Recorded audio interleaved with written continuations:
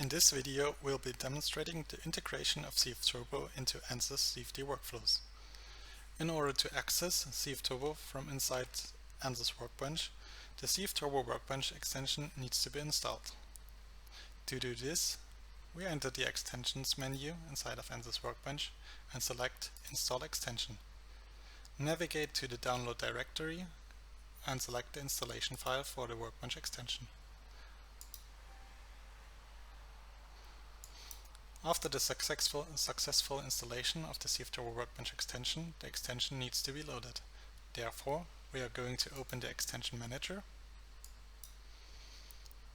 select the CFturbo entry and perform a right-click and select Load as Default. After a few seconds, the CFturbo Workbench extension is loaded and a new entry appears inside of the Ansys Workbench toolbox.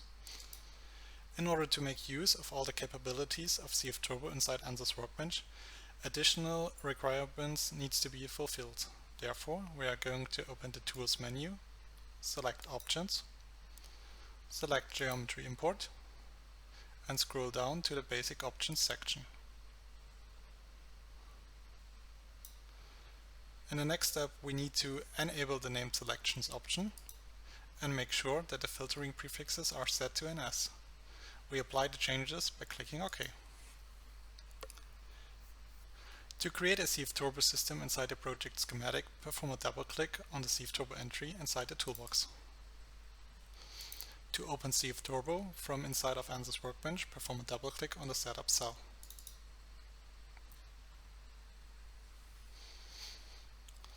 For this video, we have already prepared a model of a centrifugal pump. Therefore, I am going to open an existing project.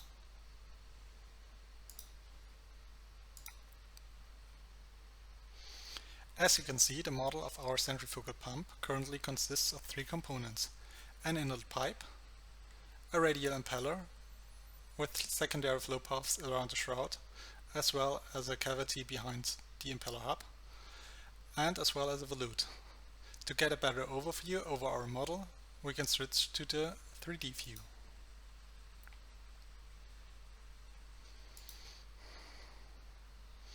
The components inside of CFturbo are fully parameterized. We can transfer these parameters to the parameter set inside of Ansys Workbench. To do this, we go back to the Meridian view and enter the Ansys Workbench menu. You now get a full list of all the parameters that describe your turbo machinery design. In this video, I'm going to transfer parameters of the impeller as well as the volute to the Ansys Workbench parameter set. Therefore, I'm collapsing all the nodes and entering the plate properties of the impeller and select the number of plates as a parameter, as well as the plate angle leading edge and plate angle trailing edge. For the volutes component, I'm going to select the swirl exponent. The swirl exponent describes the area development of the volute cross-section in respect to the volute wrap angle. Additionally, I'm going to select the diffuser height as a parameter.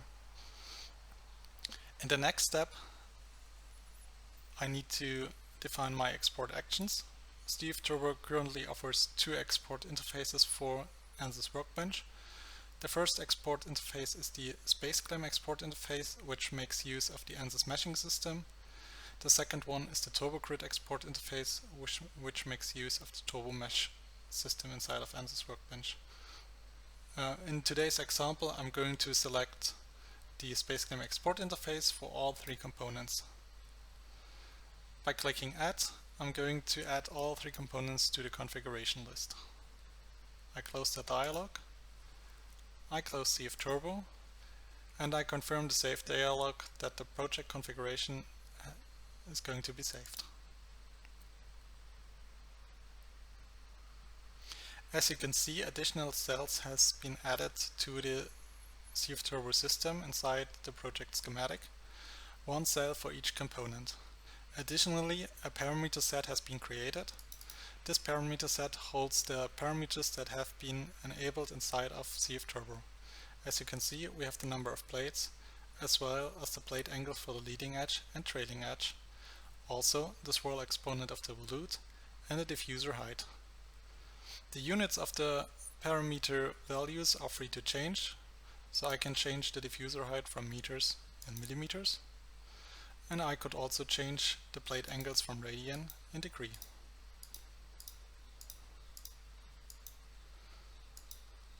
It's easy to apply modifications by just manipulating the parameter values. So for example, if I want to extend my diffuser height, I could change the value from 290 millimeters to 310. Also, I could increase the number of plates for my impeller from 6 to 8. If I go back to the CFturbo design, you will see that the changes are applied immediately.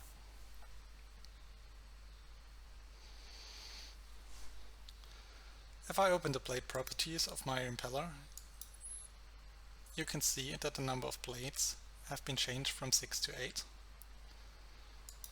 And if I'm going to enter the diffuser dialog of the volute, you can see that the diffuser height has been increased from 290 millimeters to 310.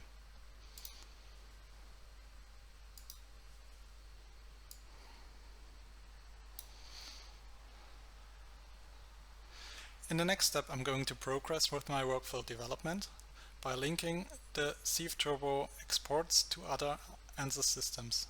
In this case, I'm going to link my components using the SpaceClaim export interface to a meshing system. I repeat the steps for the other two components. This can be simply done by performing a right-click on the export cell and choosing Transfer Data to New and Mesh.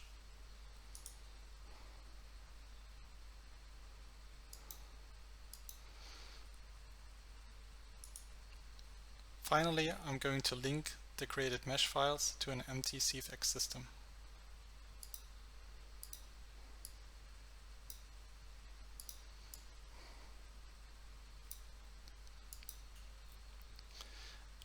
In the next step, we're going to update the CFturbo system in order to create our exports.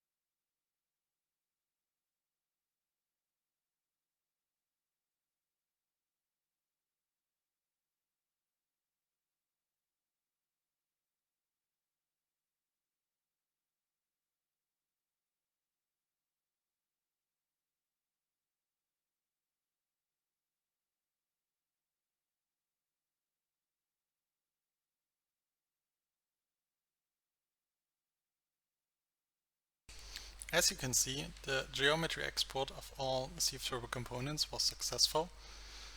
In the next step, I'm going to update the mesh system for the impeller.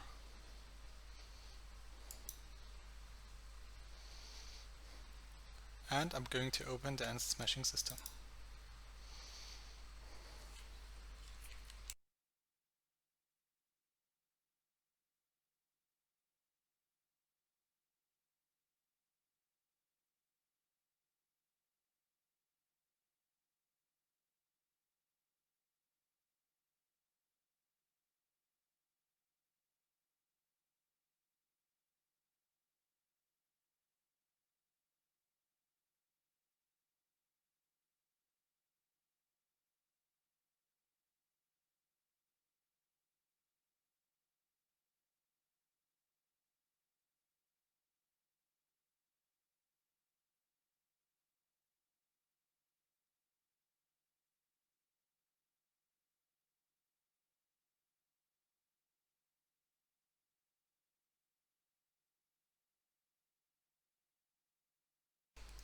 CFturbo creates automatically named selections for all turbo machinery components.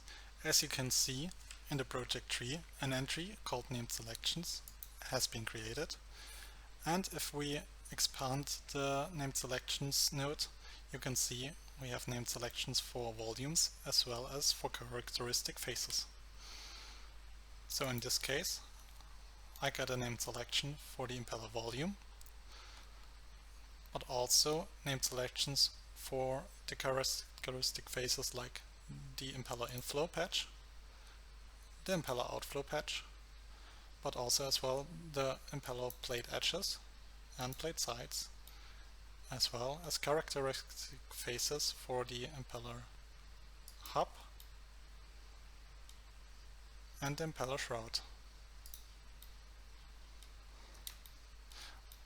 One can make a use of these named selections by using them for meshing methods. For example, if I want to add an inflation layer to certain patches, and just simply select inflation.